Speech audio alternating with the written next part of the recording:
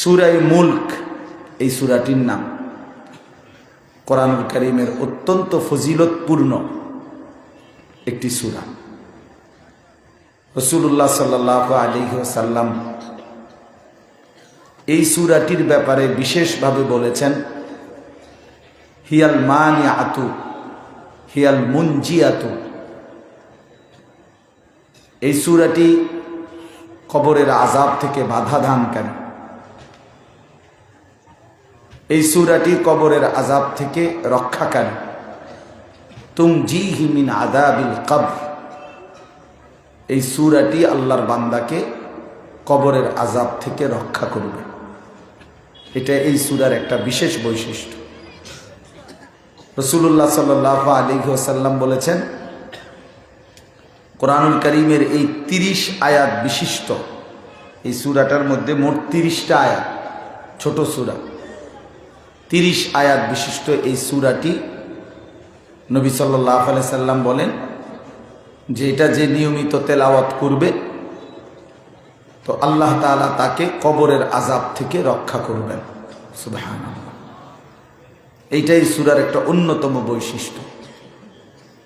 রাসূলুল্লাহ সাল্লাল্লাহু আলাইহি ওয়াসাল্লাম তাফসীরের মধ্যে আছে, নবী সাল্লাল্লাহু আলাইহি ওয়াসাল্লাম বলছেন যে আমার দিল চায়, লাওয়াদিত্তু, আমি আকাঙ্ক্ষা করি, আমার দিলের তামান্না যে আমার উম্মতের প্রতিটা মুমিনের কলিজায় এই সূরাটা থাকুক।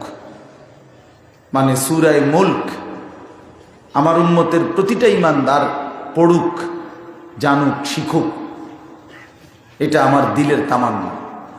নবী সাল্লাল্লাহু আলাইহি সাল্লামের আন্তরিক আকাঙ্ক্ষা ছিল যে উম্মতের প্রত্যেকটা সদস্য যেন সূরা মুলক নিয়মিত পড়ে, তেলাওয়াত করে, শিখে, মুখস্থ করে।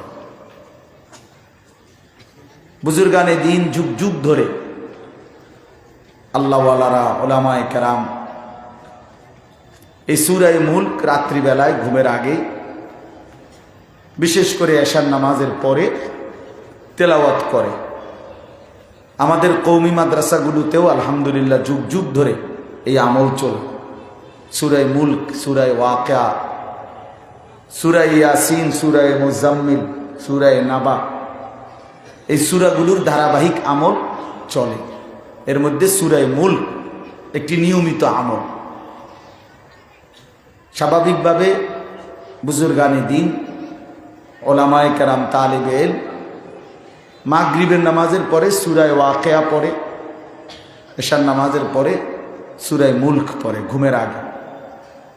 বাকি এর আগ পিছ করা যায়, ইচ্ছা করলে আগে সূরা মুলক এরপরে সূরা ওয়াকিয়া, তাও পড়া যায়, এতে কোনো অসুবিধা নেই।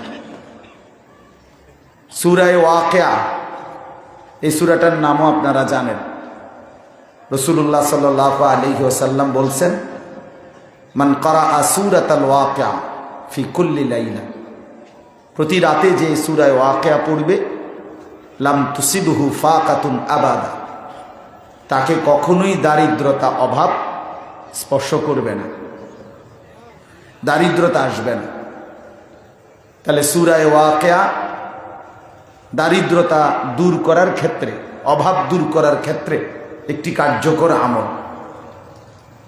আর সূরা মুলক এই সূরাটা কবরের আযাব থেকে বাঁচার জন্যে একটি গুরুত্বপূর্ণ আমল। আমার খুলনার হযরত, বাংলাদেশের একজন অন্যতম বুজুর্গ, পাকিস্তান করাচির হযরত কুতবে আলম আরিফ বিল্লাহ হযরত মাওলানা শাহ হাকিম মোহাম্মদ আখতার রাহমাতুল্লাহি আলাইহের একজন অন্যতম খলিফা, খুলনার আরিফ বিল্লাহ হযরত মাওলানা মুফতি নুরুল আমিন সাহেব হযরত বলেন যে সূরা ওয়াকিয়া এটা পেট বাঁচায়, সূরা মুলক এটা পিঠ বাঁচায়। সূরা ওয়াকিয়া পড়লে অভাব দূর হবে তো পেট বাঁচে, আর সূরা মুলক পড়লে পিঠার থেকে বাঁচবে, কবরের আযাব থেকে বাঁচবে, মানে পিঠ বাঁচবে। তো হযরত আবার আরেকটা কথা বলে, সেটা আমি হযরতের আমল দেখছি। বহুদিন যে হজরত আগে সূরা মুলক পড়ে, এরপরে সূরা ওয়াকিয়া পড়ে। তাই বললাম এটা কেন হজরত এভাবে পড়েন? তো উনি বলেন যে আগে ফিট বাঁচাও, তারপরে ফ্যাট বাঁচাও। আগে ফিডার থেকে বাঁচো, তারপরে খাইতে পারলে যা পারলে খাই। যাই হোক, এটা বুজুর্গদের আমল। তো আমার আপনাদের কাছে বলার উদ্দেশ্য হলো, প্রথম কথা, সূরা মুলক যেই সূরা থেকে আমার 3টা আয়াত পড়লাম, এই সূরা মুলক আমরা প্রত্যেকে অভ্যস্ত হওয়া উচিত।